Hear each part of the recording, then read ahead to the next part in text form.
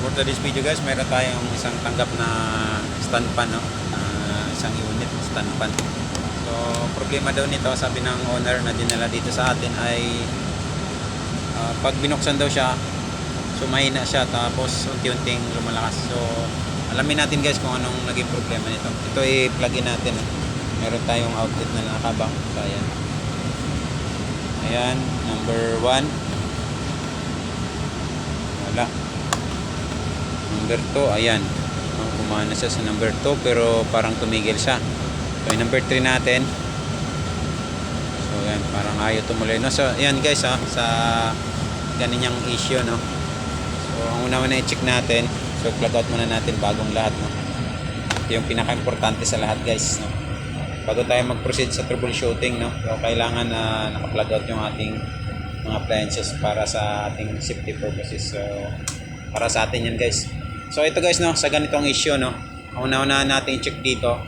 Tingnan natin yung pinaka-freewheel dito sa harap niya kung malambot ba o matigas. Yan ang unang step natin na gagawin guys. Isa natin to.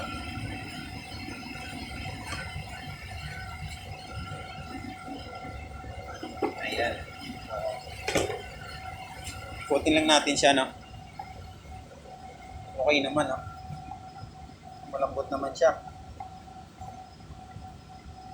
Ayan, oh. Kita nyo naman guys yung freewheel niya, oh. Ayan. So pag ganyan siya guys, so ibig sabihin walang problema yung ating ano natin dito, no, yung kanyang shafting, walang problema, walang sabit, pati yung bossing niya okay naman, no. So yung next step natin na gagawin sa mga ganyang issue guys ng mga electric pan, no? So refresh lang to guys sa ating mga nakarang na. So naka-upload na rin tayo dito nakaraan, no? Parang refresh lang to guys. So, sa mga hindi pa nakapanood, no.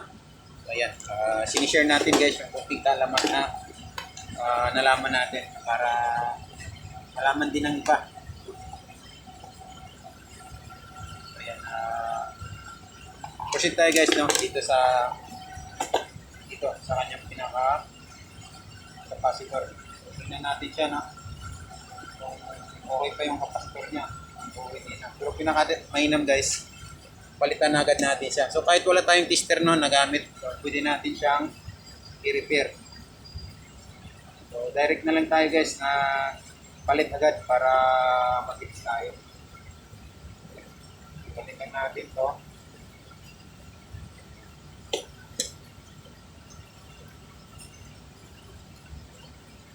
Try natin siyang palitan ng bago. Ayan. Bago ito.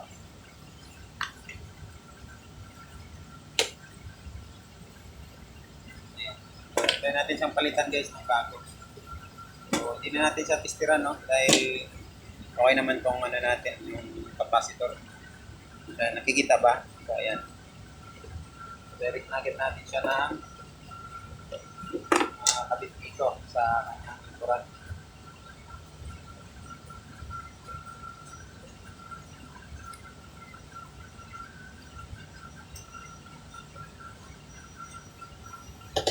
Yes, sir.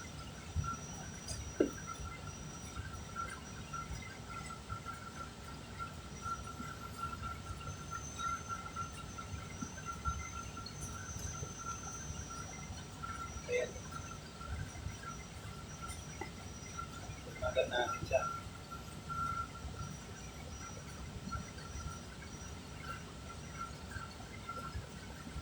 Ayan guys, no, sa mga hindi pa nakapanood ng ating video dati na tutorial na pinost, so ayan guys, i-share nyo na lang guys para malaman din ng iba paano tayo mag-prepare ng mga ganitong electric fan na mabilisan lang. Ayan. Nabanan natin ang content.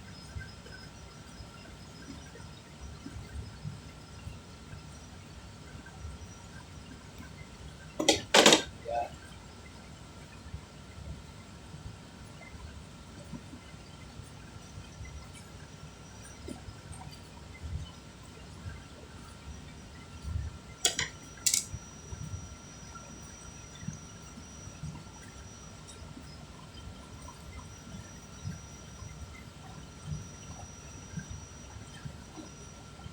Pwede na natin siya guys i-testing no na kahit ganun nakaganon pa para mabilis tayo guys no.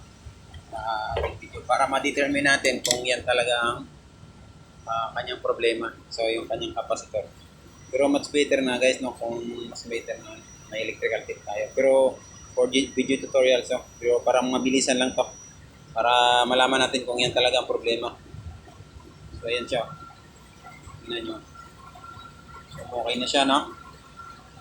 So, ibig sabihin, yun lang yung problema niya. So, number 1 natin. Ayan, gumana na siya. Malakas na. Number 2. Ayan. Number 3. So, ayan. So, ayan guys, yung number 3 niya. So, malakas na. So yan lang guys yung mga gagawin natin no pag ganyan yung issue ng mga problema ng ating capacitor. So ayop guys na may natutunan naman tayo sa ating video tutorial ngayong hapon, ngayong araw. So paki-share na ating video para malaman din ng iba. Maraming salamat po and God bless.